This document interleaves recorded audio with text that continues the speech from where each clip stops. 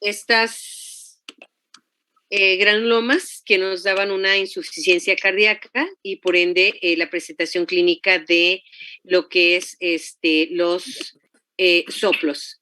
Bien, aparte de esto, bueno, el pequeño va a quejarse de dolor de poliartritis migratoria no purulenta. ¿Qué quiere decir esto? Bueno, que el pequeño, que la mamá les explica o que el paciente les explica que hace 3 días tenía dolor en las articulaciones de la mano derecha, después al día siguiente tuvo dolor en la rodilla izquierda, es decir, dolores, inflamaciones articulares que cambian de lugar y que no tienen características purulentas. Con la inflamación cardíaca se acompañan para poder diagnosticar este tipo de procesos y que se acompañan también de fiebre. Bien, otra de las presentaciones es la glomerulonefritis aguda postestreptocócica. Estos complejos antígeno-anticuerpo van y se depositan en la membrana basal glomerular. Este es un glomérulo sano, este es un glomérulo con inflamado, y esto nos va a llevar a la situación de fiebre, hematuria, proteinuria, edema, hipertensión, que son característicos de la glomerulonefritis, obviamente con retención de elementos tóxicos, nitrógeno ureico, creatinina, y que si lo detectamos a tiempo y lo tratamos de manera adecuada, básicamente podemos revertir el cuadro. Sin embargo, si evoluciona, si la mamá no se percata de este tipo de situaciones, nos lleva una insuficiencia renal crónica que más adelante va a necesitar el trasplante renal el pequeño. Ok, ¿cómo vamos a hacer el diagnóstico laboratorial? Ya tenemos la sospecha del diagnóstico clínico. Vamos a hacer el diagnóstico laboratorial. Vamos a tomar muestras, ya sea de exudado faríngeo, drenaje de pus o de heridas o un hemocultivo cuando tenga fiebre en nuestro paciente, y vamos a hacer una tinción de Gram. Vamos a hacer una tinción de Gram. Al momento que nosotros hacemos la tinción de Gram, vamos a ver estos cocos uno tras otro, formaditos en cadenas, ya sea cortas o ya sea largas, de color azul o morado, ¿sí? Y hay que tener cuidado porque podemos confundirlo con Streptococcus viridans, que es completamente normal que nos reporten en el cultivo, sobre todo faríngeo. Ahora, aparte de esto, hay que hacer el cultivo, hay que agarrar esta muestra y hay que sembrarla en nuestro medio de cultivo, en agar sangre, ¿sí? Donde lo vamos a meter a incubar a 37 grados centígrados, aproximadamente a las 24 horas ya empezamos a tener el crecimiento de colonias, donde las colonias son discoides, son muy pequeñitas, de 1 a 2 milímetros de diámetro, pero la zona de hemólisis puede ser amplia. Decíamos que hasta 1 centímetro alrededor de la colonia podemos tener esta beta hemólisis. Utilizan la glucosa como fuente de energía y producen ácido láctico como producto final. Decíamos que a 37 grados centígrados los vamos a meter a incubar. Aparte de la tinción de Gram y del cultivo, podemos hacer pruebas de detección de antígenos utilizando inmunoanálisis enzimático o de aglutinación, dependiendo del aparato que tengan en nuestro laboratorio. También podemos hacer pruebas serológicas midiendo los títulos de anticuerpos o inclusive de las antiestreptolicinas. Decíamos que teníamos reactivo, donde poníamos la muestra y poníamos las gotitas para ver en un momento dado la aglutinación. De alguna forma, menciona que queda inmunidad relativa, es decir, nuestro sistema inmunológico parcialmente queda con memoria inmunológica. Sin embargo, los anticuerpos específicos que quedan posterior a la infección son destruidos por leucocitos humanos, por lo cual, aunque hayamos tenido algo de memoria, van a destruir a los propios leucocitos que tienen esa memoria inmunológica, por lo cual, bueno, vamos a estarnos enfermando de faringoamigdalitis muy probablemente una vez al año. Tratamiento. El tratamiento que vamos a dar generalmente es beta-lactámicos. ¿Por qué beta-lactámicos? Porque es una bacteria gram positiva que tiene una gran cantidad de peptidoglicano, que tiene estos motores fijadores de penicilina y que todavía tenemos cierta susceptibilidad a los beta-lactámicos. El antibiótico de elección son las penicilinas o sus derivados, aunque podemos utilizar algunos otros medicamentos como la eritromicina. Bien, entonces, la situación es de que vean, por ejemplo, este esquema de tratamiento es para infección faríngea por estreptococo del grupo A. Vean cómo la mayor parte son derivados penicilínicos, penicilina benzatínica, que es intramuscular, y de depósito, porque la aplicamos cada 7 días o cada 14 días. Tenemos nosotros la penicilina B potásica, que es de presentación oral. Tenemos la amoxicilina sola. Tenemos cefalosporinas de primera generación, o si son alérgicos a las penicilinas, estaríamos dando macrólidos como la eritromicina. Ok, otro esquema. Esta es para casos un poco más complicados, en aquellos pacientes que son portadores de estreptococo del grupo A, específicamente estreptococo piógenes. Bien, aquí podemos dar clindamicina o podemos dar la asociación de penicilina con rifampicina o amoxicilina, pero con ácido clavulánico ya. ¿Por qué? Porque si son portadores o infecciones repetitivas, suponemos que ya tienen cierta resistencia a los antibióticos, por lo cual vamos a meter este inhibidor suicida. ¿Se acuerdan que platicábamos del ácido clavulánico, del sulbactam y del tazobactam, que entretienen las enzimas mientras el betalactam entra? Tenemos también, chicos, les encargo sus micrófonos, por favor. También tenemos penicilina benzatínica más rifampicina. Tratamiento de faringitis aguda. Vean cómo todo está basado en betalactámicos, ¿sí? Primero derivados de la penicilina, o en pacientes alérgicos a la penicilina, lo que son las cefalosporinas o acitromicinas, pero todavía empezamos con betalactámicos. Aquí tenemos pacientes con endocarditis bacteriana secundaria a procedimientos dentales o procesos respiratorios, como tenemos la penicilínicos también, lo que son las penicilinas y sus derivados, o clindamicina. Ok, segundo estreptococo que vamos a ver, estreptococo agalactae, o galactae, lo pueden encontrar así también. Pertenece al grupo B del Lancetfield. Es un coco gram positivo, beta-hemolítico, donde, algunas colonias también pueden tener alfa o gamma hemólisis, pero la mayor parte de ellos, los patógenos, son beta-hemolíticos, donde la hemólisis es mucho más pequeña que la hemólisis del estreptococo piógenes. Una prueba bioquímica es que tienen la capacidad de hidrolizar el hipurato de sodio. Esta hidrólisis de hipurato de sodio se llama prueba CAMP. ¿Y por qué se llama prueba CAMP? Bueno, porque le pusieron las letras de los primeros nombres de Christie Atkins, Mush y Peterson, que fueron los que inventaron esta prueba.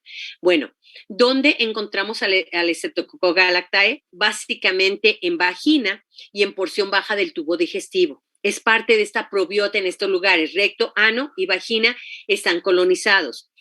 ¿Dónde nos representa riesgos? Nos presenta riesgos al momento que tenemos un recién nacido que se coloniza al pasar por el canal del parto y que puede ser una infección de tipo fulminante, es decir, podemos tener un choque séptico en nuestro recién nacido. Se pasa a partir del canal del parto de la madre al recién nacido, pero también, aparte del recién nacido o de la mamá, tenemos a los ancianos o a pacientes inmunodeprimidos, donde puede causar una septicemia, puede causar procesos neumónicos y meningitis, sobre todo en nuestros pacientitos pediátricos. Bien, igual, el estreptococo, si lo queremos distinguir, el estreptococo piógenes del estreptococo agalactae va a ser muy difícil, sí, porque también se forma en cadenas uno tras otro, son gram positivos y crecen de 18 a 24 horas posteriores de ser incubados en agar sangre. En las colonias hay algunas cepas no hemolíticas, decíamos que muchas de ellas son beta-hemolíticas, pero algunas de ellas no presentan hemólisis. ¿Qué tenemos que hacer? Sobre todo cuando tomamos muestras y las muestras son de recto, de ano o de vagina, donde podemos tener de alguna forma la situación de la contaminación. Permítanme.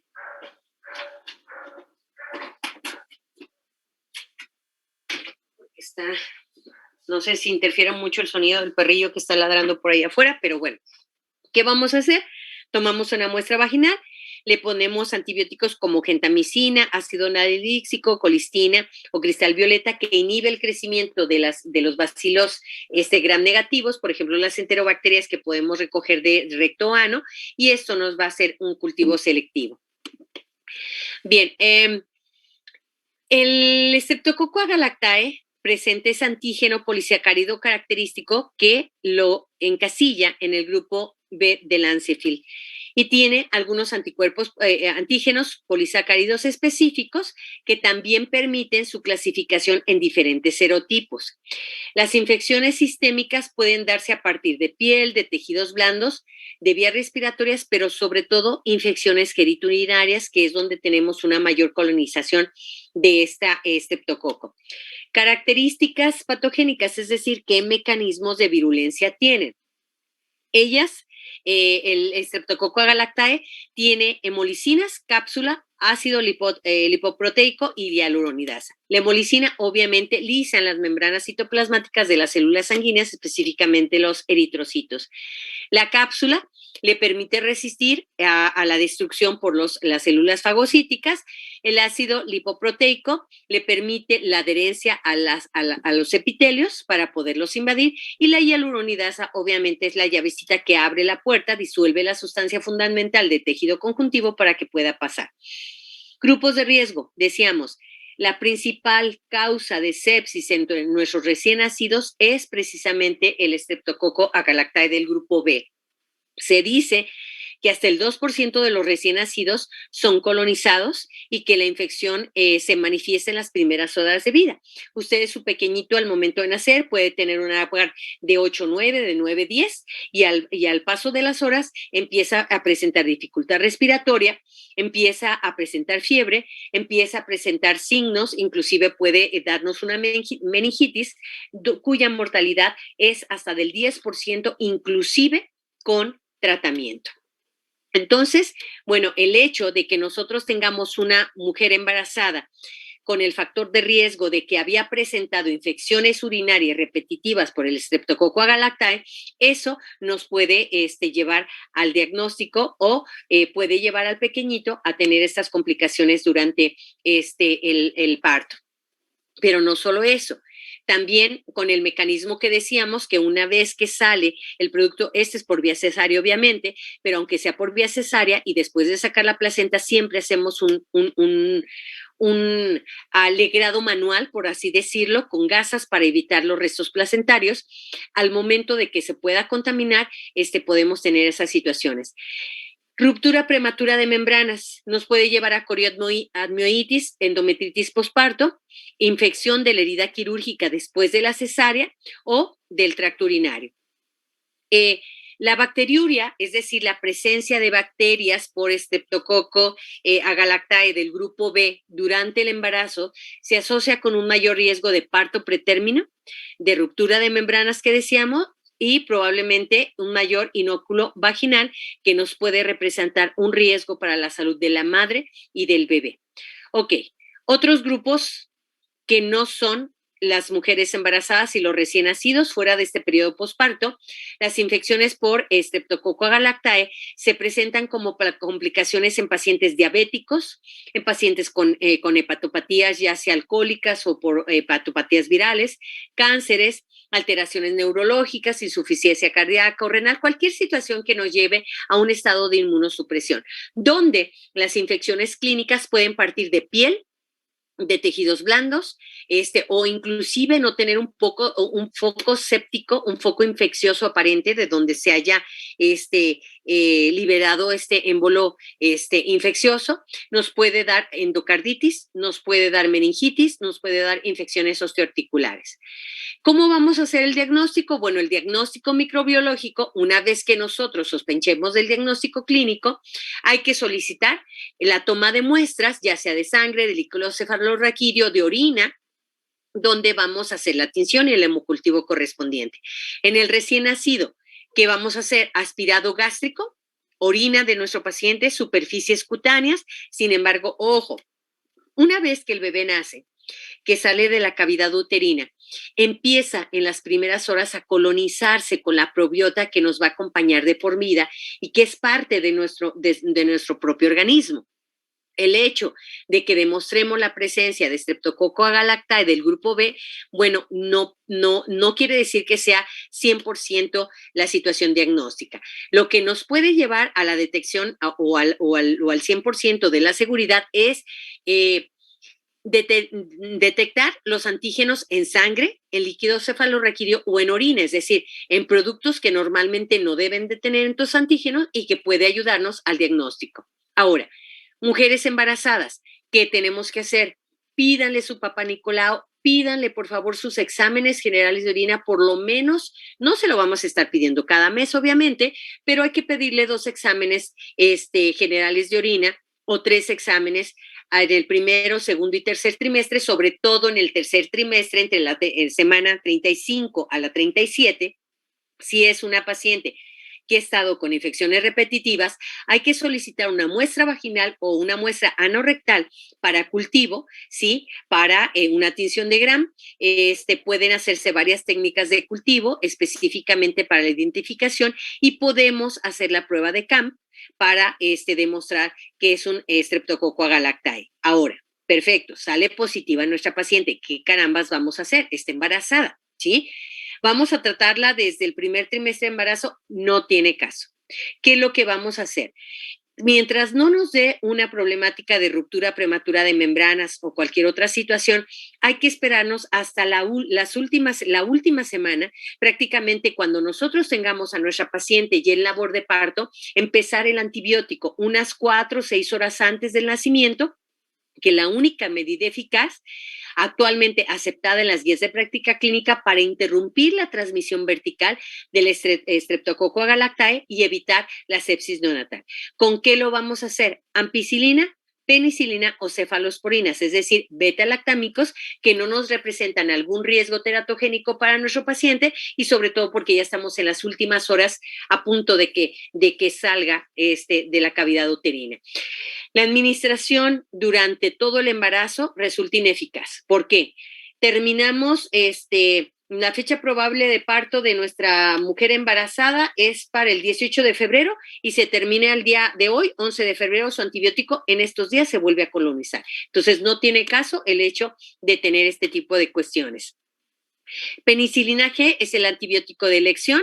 En situaciones más complicadas las podemos combinar con gentamicina, con un aminoglucósido que es gentamicina. Ojo, acuérdense que en una mujer todavía cuando tiene el producto inútero no se debe de utilizar porque es teratogénico, es ototóxico y es nefrotóxico, por lo cual no lo utilizaríamos. Hay que sinergizar o hay que combinar solamente una vez que nazca el bebé en nuestros pacientes que no son mujeres embarazadas y que tenemos una complicación, bueno, manejarlo combinado. La duración del tratamiento y la dosis es muy variable, hay que dar dosis mínimas inhibitorias. Hay que acondicionarlas de acuerdo a la edad, de acuerdo a la localización de la infección, de acuerdo a la respuesta clínica inicial. Es lo que nosotros vamos a dar en un momento dado para estos pacientitos. Y por último, Streptococcus pneumoniae, que es uno de los estreptococos más importantes causantes de las neumonías comunitarias en nuestros pacientes y que es muy común. También es un estreptococo, es decir, se acomoda uno tras otro, pero aquí lo curioso es que antes de acomodarse en cadenas, se pegan 2 células. Tenemos diplococos, es decir, son 2 cocos pegaditos y acomodados en cadenas, ¿sí? Cuando termina la cadena, se ve una forma media picudita, media alargada, como si fuera en la seta de uno de los cocos.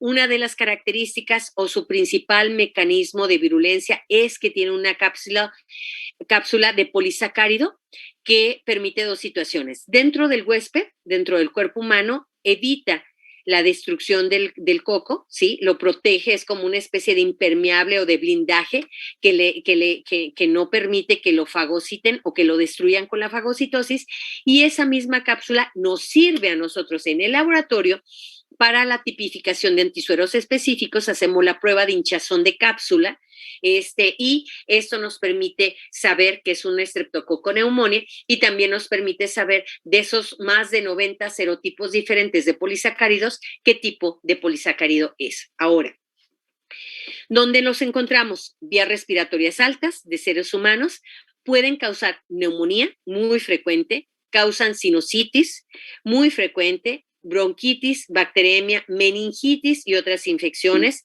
que son importantes el hecho de tener en cuenta. Decíamos que son diplococos, por ejemplo, esto es recién tomado de un cultivo joven, donde apenas están empezando a formar las primeras cadenitas, pero vean cómo muchos de ellos están acomodándose en pares. ¿Sí? Entonces tienen son diplococos que tienen forma de lanceta. Suelen detectarse en cultivos muy recientes, jóvenes, de secreciones bronquiales o esputo, o pus, de nuestros pacientes. Nosotros para comprobar la cápsula hacemos la lisis de la cápsula del neumococo cuando se añade bilis oxidativa o desoxicolato de sodio, que es la prueba de hinchazón positiva. Ahora, cultivo. El cultivo son pequeñas colonias redonditas, pero que empiezan a hacerse como muy picuditas al inicio cuando son jóvenes y después empiezan a aplanar un poco. Y la característica, acuérdense cuando vimos generalidades, que las bacterias que tienen la capacidad de formar cápsula son bacterias como muy brillosas, como muy mucosas. No sé si se acuerdan de que yo les dije que parecían como unas gotas de agua encima de un cristal. Bueno, esto es cuando tienen la característica de formar cápsulas. El crecimiento, fermentan glucosa con producción de ácido láctico y la situación es que entre más grande sea la cápsula, más mucosas vamos a tener las colonias. Estructura antigénica, el polisacárido capsular, decíamos, y es inmunitariamente distinto en más de 90 tipos diferentes de neumococo. La reacción de tumefacción capsular es lo que nos da la positividad para esto, es decir, una prueba de hinchazón de cápsula o de tumefacción capsular nos lleva a identificar el neumococo. Aparte, tienen neumolicinas. ¿Qué son neumolicinas? ¿A qué les suenan? Bueno, que lisan o que matan los neumocitos. Tienen adhesinas. Las adhesinas fijan a los receptores glicoproteicos de las células epiteliales respiratorias y auditivas. Ojo, junto con el Haemophilus influenza es muy común que nos den otitis. Entonces tienen esta capacidad por medio de adhesinas de pegarse al tejido respiratorio. Tienen proteasas para IgA, es decir, degradan la inmunoglobulina A, y tienen neuroaminidasas que disuelve la sustancia fundamental del tejido conectivo para poder en un momento dado integrarse a los tejidos. Ahora, tenemos más de 90 tipos de neumococo, muy complicado. Sin embargo, ya se han hecho estudios epidemiológicos y del 1 al 8 son los que causan más del 75% de los procesos neumónicos adquiridos en la comunidad. El 50% de las muertes por bacteremia neumocócica está dado por estos del 1 al 8 en adultos. Ojo, niños, cambian los serotipos. En niños, los más frecuentes es el 6, el 14, el 19 y el 26, que se ven con mucha frecuencia en neumonías por neumococo en los pacientes menores de 5 años. Tiene una gran capacidad para multiplicarse en los tejidos, por lo cual el proceso infeccioso suele ser rápido. No elaboran toxinas de importancia clínica, pero la virulencia específicamente depende de esta capacidad de formar esta cápsula, que al momento que llegan los fagocitos, bueno, pues no los van a destruir. Bien, ¿quiénes son susceptibles a padecer estos procesos infecciosos?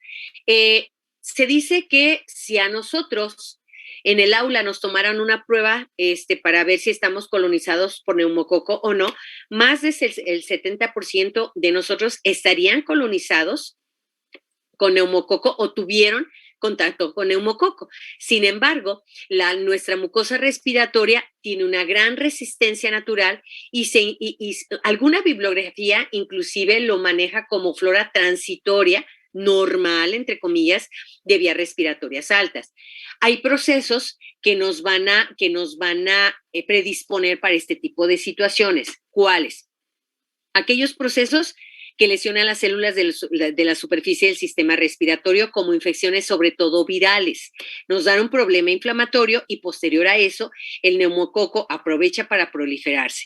Acumulaciones anormales de moco en ancianitos o en pacientes que tienen dificultades para poder eliminar el moco, ya que el moco cubre o se camuflajean, se esconden los neumococos de la fagocitosis. Obstrucciones bronquiales, asmas, atelectasias, enfermedades pulmonares obstructivas crónicas, irritantes que alteran la función mucociliar.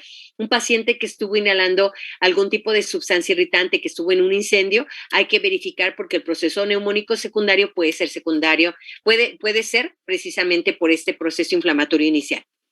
Intoxicaciones que deprimen la actividad fagocítica, el reflejo de oxígeno y facilitan la broncoaspiración. Alcohol, benzodiazepinas, opiáceos, todos aquellos depresores del sistema nervioso central están como placa de tráiler hasta atrás de borrachos y viene la situación de la inhibición del reflejo de oxígeno que facilita la broncoaspiración y vienen los procesos neumónicos por neumococo.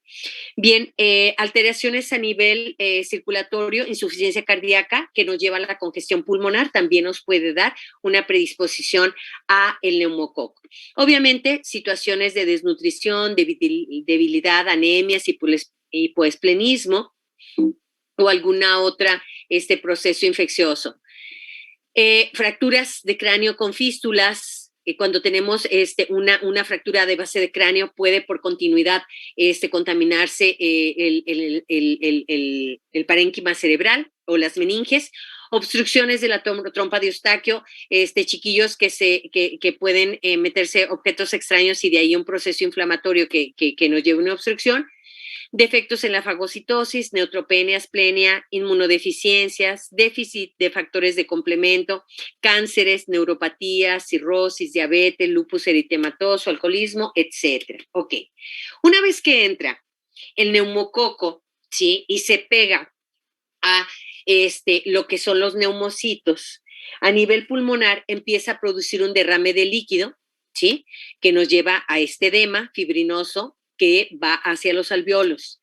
Este edema está compuesto por células de defensa como por eritrocitos, lo cual nos lleva a estas zonas de consolidación pulmonar. Ojo, cuando tengamos este tipo de radiografías con zona de consolidación, es decir, una masa y un masacote entre bacterias, secreciones inflamatorias, linfocitos, eritrocitos y demás, leucocitos, bueno, nos dan esta zona de consolidación pulmonar que es característica en la mayor parte de neumonías de tipo bacteriano. Bien, cuando estos neumococos alcanzan la circulación sanguínea o el drenaje linfático, pueden diseminarse a cerebro o algunos otros órganos. Manifestaciones clínicas del proceso neumónico. Bien, lo describen como un inicio abrupto, es decir, como un inicio muy rápido, donde el paciente aparentemente está bien. Describen como un único escalofrío, esa característica que dice la abuela, ay, es que sentí que me agarró el muerto, bueno, algo así, un escalofrío que después de ese escalofrío empieza a presentarse fiebre, fiebre que va elevándose, que llega hasta 40 grados centígrados, se acompaña de dolor al respirar del lado afectado, por ejemplo, en este paciente, obviamente cuando respira le va a doler el hemitórax del lado derecho, hay tos inicialmente seca que después se hace productiva, hay dificultad respiratoria y hay esa producción de esputo o de secreciones bronquiales. El dolor puede ser referido cuando afecta lóbulos inferiores. Ojo, cuando tenemos una afectación de lóbulos inferiores, hay que descartar una sepsis intraabdominal por contigüidad. Ok, entonces, fiebre que se eleva con rapidez de los 38 a los 44, a los 40 grados centígrados, perdón, ya sería una hipertermia maligna, de 38 a 40.5 grados centígrados, de manera muy rápida en unas cuantas horas. Obviamente va a presentar taquicardia por dos situaciones, refleja por la fiebre y también por la disnea que está presentando el paciente, que puede ir de los 100 a los 140 latidos por minuto en adulto. taquipnea de más de 20 respiraciones, de 20 a 40 respiraciones por minuto en el adulto, y la situación de puede acompañarse náusea, vómitos, sobre todo en los pequeñitos, que los hace, la tos los hace vomitar, malestar general, dolor muscular, tos seca que se hace productiva y que puede llegar a presentar estrías de sangre o herrumboso, que quiere decir un color asalmonelado, como si fuera un color rosáceo precisamente por la mezcla con sangre. En edades extremas, tanto en los pequeñitos menores de 5 años como en los mayores de 65, por la deficiencia del sistema inmunológico en unos por inmadurez, en los niños por inmadurez y en los adultos porque ya está deficiente, el cuadro clínico es más lento, más insidioso. Y hay siempre que pedir una radiografía de tórax para ver la consolidación lobar o en algunas otras ocasiones el derrame pleural. Bien, complicaciones. Una neumonía que se hace progresiva, que nos lleva a un distrés respiratorio severo, una dificultad respiratoria severa, un choque séptico y que pueden desarrollarse infecciones contiguas como empiema, pericarditis purulenta, daño orgánico múltiple y la muerte.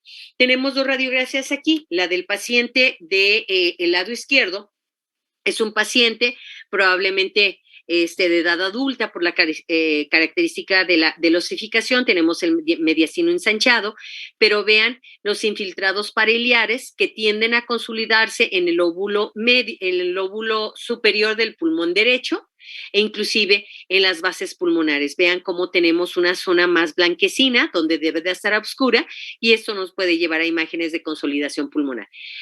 En el paciente del lado derecho tenemos un paciente aparente más joven, con un botón aórtico prominente, habría que valorar, tiene un infiltrado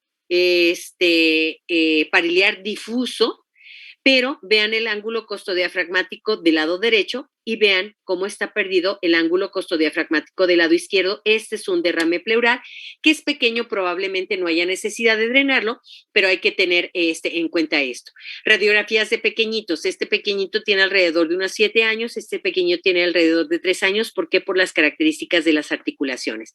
Pero lo que quiero que vean, este pequeño, vean el patrón de radiográfico de la neumonía por neumococo, cómo se consolida, es decir, imágenes bien definidas de consolidaciones pulmonares, en este pequeño en ambos campos pulmonares, en este otro pequeño más chiquito, vean cómo tiene un infiltrado pariliar, pero tiende a consolidarse en la base pulmonar del lado izquierdo. No tenemos derrame pleural, pero sí empieza a haber una zona blanquecina que nos está hablando de una zona de consolidación pulmonar.